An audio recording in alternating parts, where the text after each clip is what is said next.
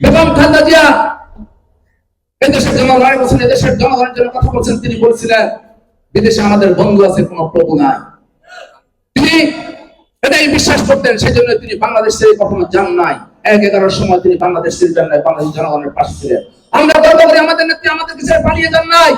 শত নির্যাতন, মিথ্যা মামলা দিয়ে 6 বছর 7 বছর কারাগারে রাখার পরেও আমাদের যে নেত্রী এক মুহূর্তের জন্য আপোষ করেন নাই, কোন কষ্ট করতে যান না। আর একটা আন্দোলনের ভয়ে ছাত্র জনতার গণঅভ্যুত্থানের মাধ্যমে দেশ ছেড়ে লেজ গুটিয়ে পালিয়ে গেছিলেন। বড় বড় কথা বলতেন, কি বলছিলেন? শেখের বেটি পালায় না। কে পালিয়ে গেল? শেখের বেটি পালায় যায় না। একজন চারস, একজন কুলাঙ্গার সন্তান বাংলাদেশ থেকে পালিয়ে গিয়েছে। এই চারস কুলাঙ্গারকে আর বাংলাদেশের মাটিতে কখনো ফিরে আসতে দেওয়া হবে না। যদি আসে সরাসরি ফাঁসির মঞ্চে দিতে হবে। আমরা সেই নেত্রী কর্মী। আমরা বলতে চাই, আওয়ামী লীগের নেতা কর্মী যারা এখনো বিভিন্ন জায়গায় পলাতক আছে, বিভিন্ন জায়গায় আত্মগোপনে আছে, আপনাদেরকে বলবো স্পেস দিব, আসেন মুক্তাঙ্গনে, আসেন গুলিস্তানে, ছোটখাটো সমাবেশ করে বলেন শেখ হাসিনাকে আমরাও বঞ্চিত ঘোষণা করলাম, কারণ শেখ হাসিনা আমাদেরকে ছেড়ে পালিয়ে গেছে। আওয়ামী লীগ নেতা কর্মীরা রাস্তায় নামেন, বলেন শেখ হাসিনা আমাদের নেত্রী হতে পারে, যে পালিয়ে যায় সে আমাদের নেত্রী হতে পারে না। আপনাদের নেত্রীকে আপনারা ধিক্কার জানান। আপনাদেরকে রেখে পালিয়ে গেছে, বিলাসবহুল জীবনযাপন করতেছে, ক্যালকাটাতে ভর্তি করতেছে, আমোদ করতেছে। আমাদের নেত্রী আমাদেরকে ছেড়ে পালিয়ে যায়। আমাদের নেত্রী এক মুহূর্তের জন্য আমাদেরকে চিন্তা বাদ দেন নাই মাথা থেকে। 11 সময় যান, 11 সময় খুঁজে ছিল বাংলাদেশ ছেড়ে পালিয়ে গেছিলেন, ষড়যন্ত্র করেছিলেন।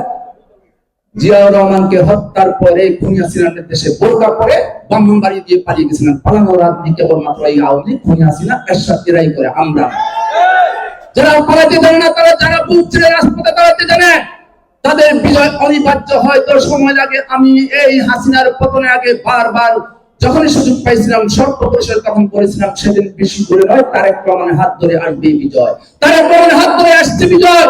এই বিজয় ধারাবাহিকতা রক্ষা করতে হবে। জাতীয় দলের প্রতিটা নেতা কর্মীকে সতর্ক থাকতে হবে, এই বিজয় যেন কেউ নস্যাৎ না করতে পারে। তাই বাংলাদেশের হিন্দু, বৌদ্ধ, মুসলিম, খ্রিস্টান সবাইকে এক প্ল্যাটফর্মে আসতে হবে। সেটা তৈরি করে দিয়েছিলেন জিয়াউর রহমান।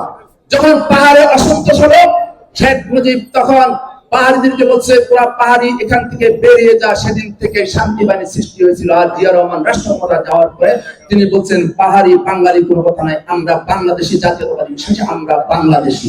এই মন্ত্রে পাহাড়িরা জিয়া রহমানের সাথে এসে দলে দলে বিএনপিতে যোগ দিল, কারণ আমরা সবাই বাংলাদেশি, আমরা বাঙালি না, আমরা বাংলাদেশি।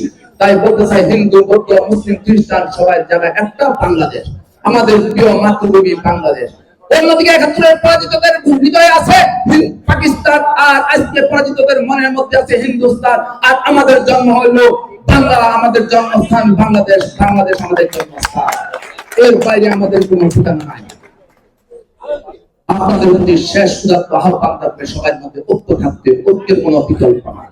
আজকে ছাত্রদল, যুবদল, বিএনপি, ভালো লেগেছে এখানে মহিলা দলের নেতৃবৃন্দ এসেছেন, বিএনপি নেতৃবৃন্দ এসেছেন, স্বেচ্ছাসেবক দল আসছেন, এবং কাঁধে মিলিয়ে আমরা একসাথে চলবো।